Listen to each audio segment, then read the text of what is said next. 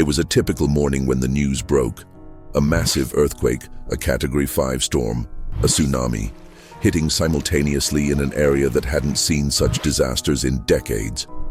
Global media outlets quickly picked up the story.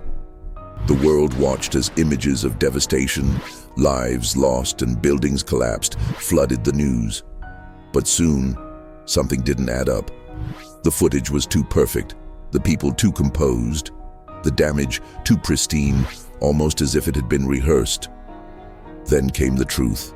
The disaster wasn't real. It was all an elaborate hoax, a global media stunt designed to manipulate emotions, sell stories, and test human trust. What if I told you this wasn't the first time? Hoaxes like this have fooled the world.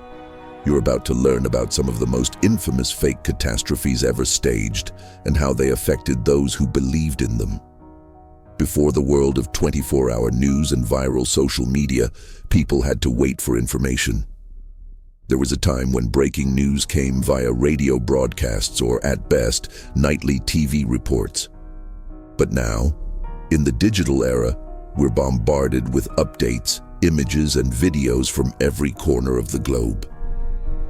The news cycle is faster than ever, and the demand for sensational stories is at an all-time high. In this fast-paced world, it's easy to be misled. With the power of the internet and media, any disaster can feel like it's happening on your doorstep. The digital age has created a dangerous environment where misinformation spreads faster than truth. The line between reality and fiction becomes blurred when every image is manipulated, every video is edited, and every crisis is presented as a potential viral moment. Imagine scrolling through social media and coming across graphic footage of a disaster. Collapsing buildings, panicked people, chaos everywhere. You don't question it. You share the video and offer support. But then, versions of the same video appear, slightly different timestamps, locations, and names, but depicting the same event. That's when you begin to wonder, what if it isn't real? This is how a hoax begins, a staged event designed to deceive millions. It all started with an image, a picture of a devastated city skyline, buildings in ruins, people running.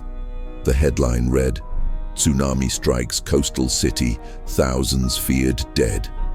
The colors were too vivid, the rubble too perfect, and the victims seemed more like actors than real people.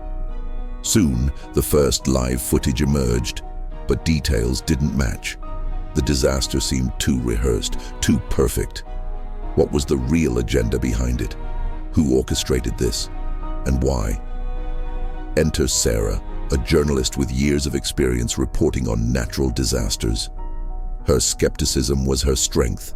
She'd covered every major disaster of the past decade, and her instinct told her something was wrong with this one. Sarah knew the signs. She had seen the same patterns before. The glossy images, the too perfect footage. She had always been able to spot a fake from miles away. Sarah's first reaction to the tsunami story was disbelief. "There's no way," she muttered, staring at her computer screen. She knew these stories always came with holes, things that couldn't be ignored. But this was different. As she sifted through more videos and reports, her initial disbelief turned to confusion. She couldn't explain why the footage felt staged. The survivors spoke with practiced calm, their faces devoid of the shock or terror you'd expect. The survivors' names didn't match any disaster lists she could find. "Something doesn't add up," she said aloud, closing her laptop with a snap. Sarah took to the streets, interviewing. But no one had real answers. Others insisted the disaster never reached their towns, even though major networks reported it as a widespread catastrophe. She couldn't find any eyewitness accounts that lined up with the global media narrative. One man, who claimed to be a survivor, insisted he was there. "It was the worst thing I've ever seen," he said, eyes wide with emotion. But when Sarah pressed him for details, he became vague, his story falling apart. As Sarah's investigation grew, so did her fear. This wasn't one isolated hoax. It was a campaign to manipulate global opinion. Whoever was behind it had resources, influence, and a plan. At one point, Sarah stumbled across a chat. They believed the tsunami wasn't just fake, it was a test. The idea was chilling, but the more Sarah read, the more convinced she became. This wasn't about money or political gain.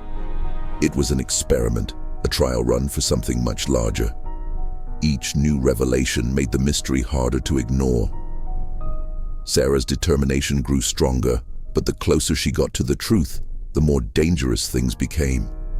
The conspiracy theorists weren't the only ones interested in the hoax. Powerful people had noticed her investigation.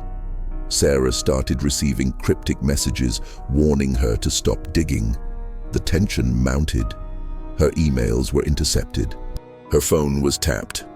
Late one night, Sarah received a mysterious package. No return address, just a plain brown envelope with a single sheet of paper inside. The handwriting was hurried, almost desperate. It read, "If you think it's all about the money, you're wrong. You've stumbled onto something much darker. They'll come for you, but you need to know. The tsunami wasn't the first hoax, and it won't be the last. Check the records. Go to the old library. Find the files before they disappear." The message unsettled Sarah. Was it a warning or a distraction? A dead end? Or the key to everything? The library mentioned in the note was familiar to her, an old, dusty archive in the city's heart, rarely visited. If there was anything to uncover, it would be there. The next morning, Sarah headed to the library, feeling a sense of urgency. It was a place that didn't welcome curiosity, especially not hers. The librarian unlocked the door, giving Sarah a quick, uninterested glance. The place was silent, thick with dust, and smelled of forgotten paper. She moved through the aisles, searching for something that could explain the cryptic message. In the section on natural disasters from 1995 to 2005, Sarah found what she was looking for: a file labeled the 2002 Southeast Asian Tsunami Hoax. Her heart raced as she read through the report. It described a staged event, a fake tsunami broadcast live to spread panic across the region. The report revealed a network of government officials, media outlets, and disaster charities involved in orchestrating the event. But it wasn't just about money or fame. It was a psychological experiment, testing how the global population would react to a fabricated disaster. As Sarah read, the truth began to sink in. The tsunami was part of a series of hoaxes, each more elaborate than the last. Earthquakes, floods, fires. Each event was manipulated by an elite network using media, charities, and global institutions to control the narrative. These weren't random disasters. They were carefully planned to shape the public's perception of crises, fear, and global events. The deeper Sarah dug, the more disturbing the findings became. These hoaxes weren't just about manipulating emotions. They were designed to influence political movements. The global elites were shaping public opinion on a grand scale, controlling how people felt about leadership, crises, and the future. These events were scripted, and the media wasn't reporting them. They were creating them, shaping the world's response in real time. As Sarah uncovered more, the pieces of the puzzle started to fall into place. The survivors of these staged events had eerily similar stories. Some were even actors, playing their part in the larger game. The realization was chilling. The people behind the hoaxes weren't just controlling the media, they were controlling reality itself. But it wasn't just the past that worried Sarah. The next disaster, the real one, was coming. It wasn't just about a fake tsunami or earthquake. It was going to be bigger, more devastating, and it would change the world forever. The more Sarah learned, the more dangerous her investigation became. Warnings escalated and threats grew more direct. Someone was watching her every move. Late one night, a message appeared on her phone. "You don't know what you're dealing with. Let it go, or it will consume you. The next event will be the last thing you ever investigate." Sarah was no longer just an investigator. She had unwittingly become part of the experiment. The global network that manipulated the world's perception of disaster had taken notice of her. As she pieced together the full extent of the conspiracy, she realized that exposing the truth wasn't just about uncovering hoaxes, it was about revealing the dark forces controlling the world. The final act of the experiment was about to begin.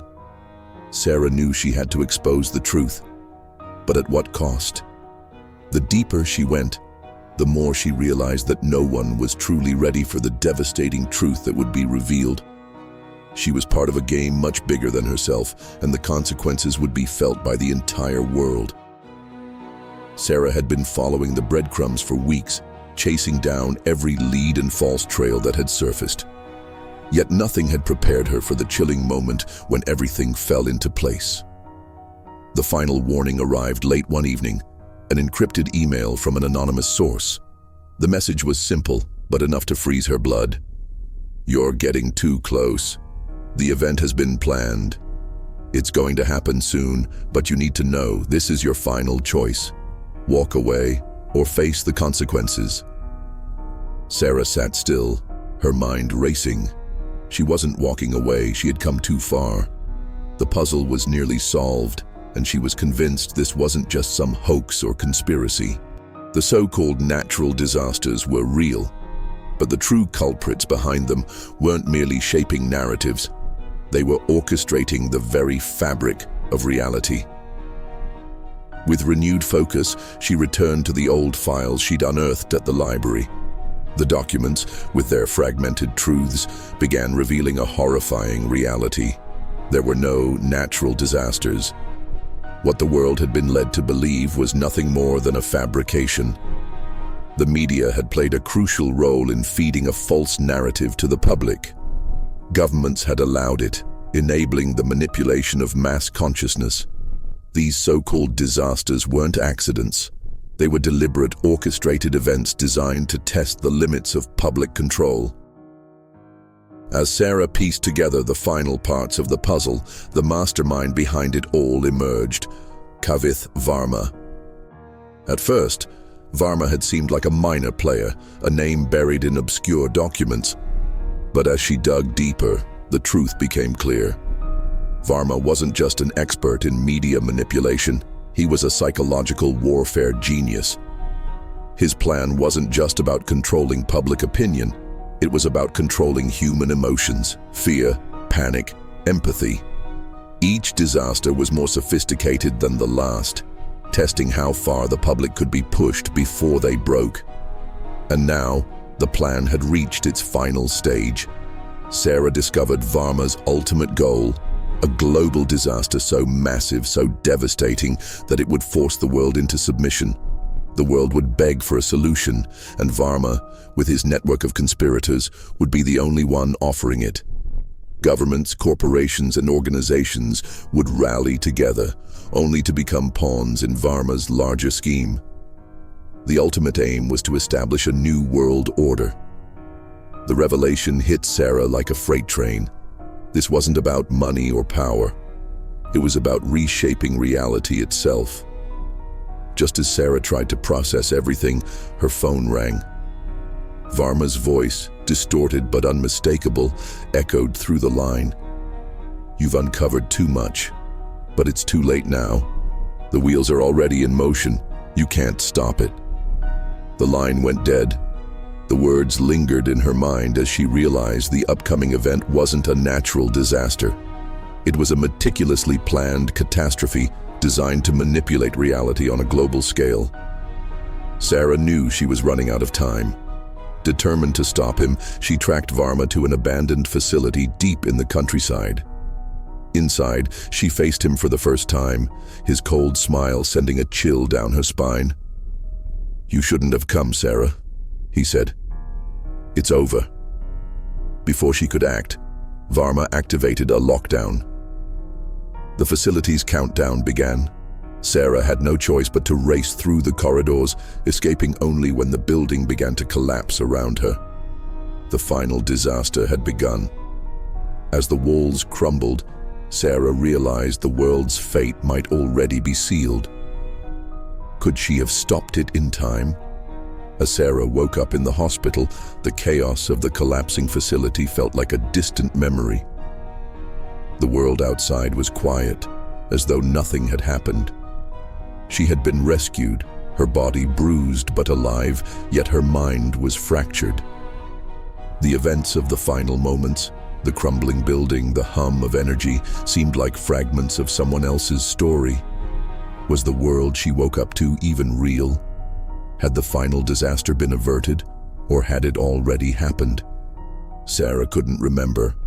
Her recovery was slow, and as days turned into weeks, the media reported the disaster as an industrial accident, without a hint of the conspiracy she had uncovered. The world moved on, and she was left questioning her sanity. Had Kavith Varma even existed, or was he a figment of her imagination? Was the manipulation she witnessed real, or just a product of her mind playing tricks? At times, Sarah thought she saw familiar faces in crowds, or glimpsed something from the documents she'd found. But when she looked again, it was gone. Was she being watched, or was it just paranoia? One evening, as Sarah gazed out of her apartment window, she felt something was wrong. The world seemed too perfect, too smooth.